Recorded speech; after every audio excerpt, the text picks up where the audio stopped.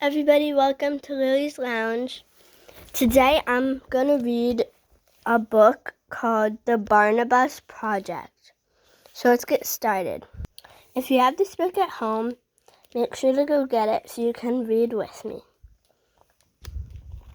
The Barnabus Project.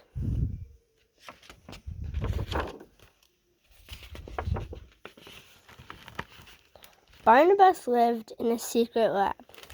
He was half mouse and half elephant. And he had lived in the lab as long as he could remember.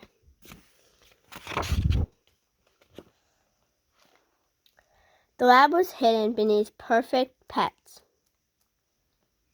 on a perfectly ordinary street.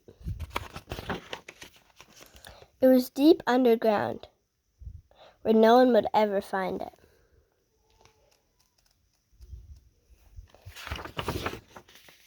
The lab was where they had made perfect pets. Except Barnabus wasn't quite perfect. He had been put in part of the lab called failed pets. His home was rather small. That just meant it was easier to keep tidy. The green rubber suits always fed Barnabas his favorite food, which is cheese and peanuts. There's Barnabus. And yet he sometimes wondered what the world outside of his little bell jar. It was Pip the cockroach who told them stories of the world above. Stories about a sparkling silver lake, green trees and mountains that reached their way all the way up to the sky, lit with their own stars.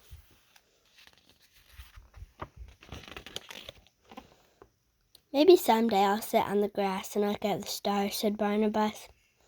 And when he closed his eyes, he almost could. Impossible, said Pip.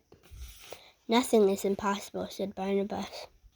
But secretly he worried his friend might be right. At that moment, the green rubber suits came in. They turned on the lights and checked each bell jar one by one. They made strange noises at each other. They peered and they poked. They peeked and they prodded. They put red stamps on all the jars. Then they left. The red stamps all say fail. There's Barnabus. What does it mean? Said Barnabus, looking up at the strange red stamp. It means you're going to be recycled, said Pip. That's what happens to the failed projects. You'll be fluffier afterwards, said Pip kindly. And you'll be cuter, and your eyes will probably be bigger. I like having small eyes, said Barnabus, although he wasn't even sure anymore. Barnabus slumped in his jar. He wasn't fluffy enough, and his eyes were beady, but he liked himself just the way he was. And what if, after he was recycled, peanuts and cheese were no longer his favorite food? What if his friends didn't recognize him? What if he no longer cared about green trees and mountains lit with their own stars?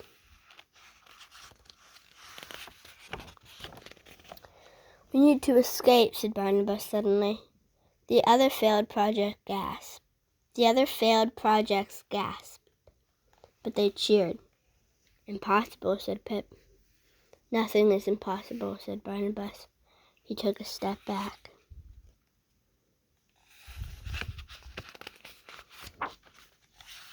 There was Pip. And he kicked as hard as he could. He charged at the glass. But the bell jar was much stronger than he was. Finally, Barnabus made a sound with his trunk. A teeny crack appeared.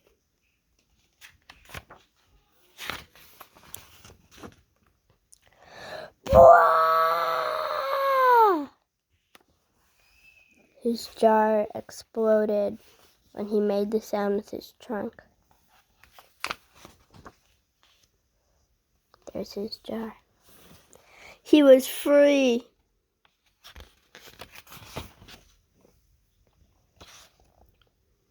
He then freed the others. The dust bunnies, the light-up boys, Bumble Bear, the Amatox, Mushroom Sloth, Wally the Ripple. He also freed Stick 1 and Stick 2, Quirt, Moshi, Pompidou, Fertile, Blinky, the Model Bugs, Lowell, Percival, Spike, Pinto, Chloe, Peep, Leaf, all of them. You have to understand, they had never been outside of their jars before. There was quite a commotion. They whooped, they sang, they chirped, they hooted, they stretched their legs and jumped for joy.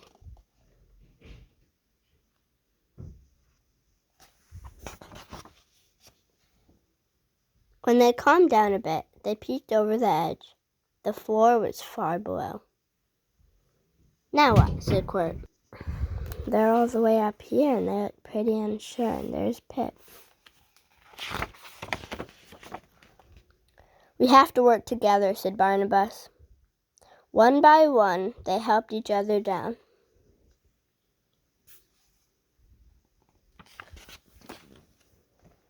Until they finally reached the floor. Shh, said Barnabus, and they all fell silent. Then they heard it too. Footsteps in the corridor outside.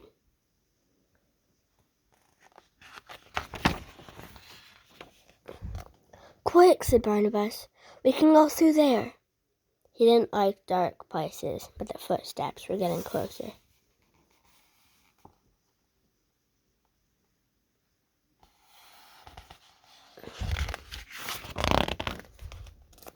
Everyone crawled up the vent with light-up boys leading the way.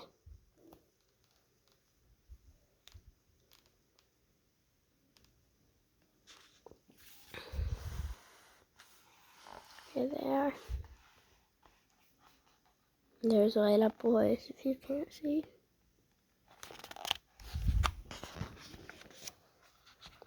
The vent led into the most secret part of the lab. They all looked up. Here they are down here, and they're looking up at this.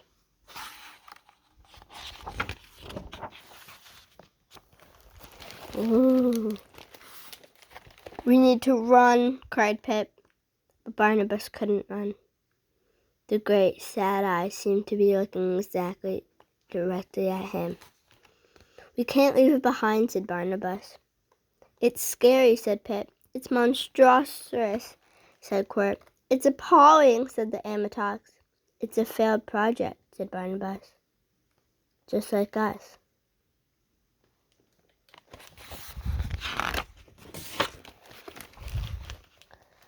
They worked together to turn the valve that opened the tank. But it was too late.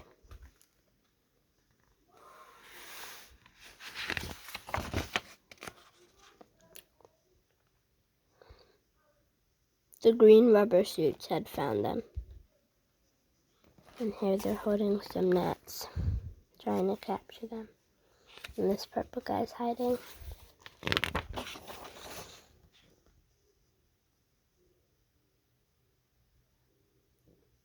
Just when all seemed lost, the tank door swung open and the water flooded into the lab. In through here.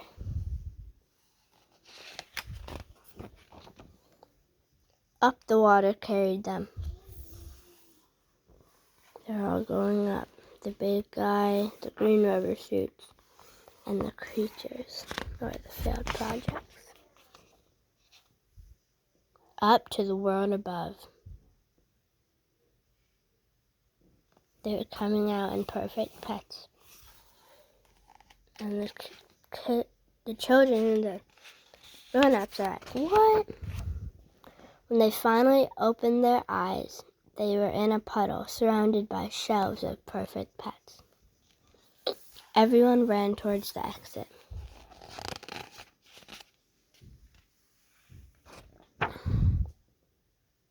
Barnabus stopped.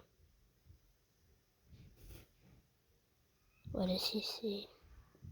It was almost like looking in a mirror, except Barnaby's eyes were bigger, and his fur was like cotton candy.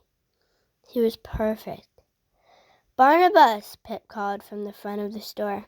"Look, it's the outside world!" Barnabas ran to join his friends. He might not be perfect, but he was free. Oh my God. Here they are down here. Here's this guy causing destruction. And the green rubber suits don't know what to do. The world was much bigger than Barnabas and his friends could ever have imagined. And just like Pip said, there were mountains that reached up to the sky with their own stars that lit up the night. "You were right," said Pip. "Nothing is impossible." Here are all the buildings, and here they are looking up at the buildings. Oh, and here's the water, and we see the green guy over here.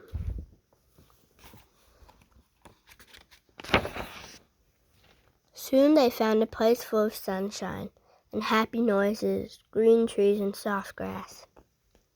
A place that might be home. And you see there's the purple guy in the boat. And they're all over the trees and the grass. And here's Barnabas.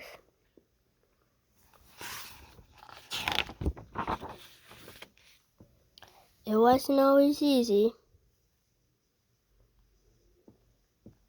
There's peanuts up there. But they always stuck together. They made a pile to get the peanuts. The end. And here they are eating the peanuts. And here are some of the pets from Perfect Pets. And over here in the corner, here's Barnaby. The end. I really enjoyed reading that book, and I hope you join me in Lily's Lounge for another book. Hope you read this book too, and I had a great time. Please remember to like and subscribe, and I'll see you in my next video.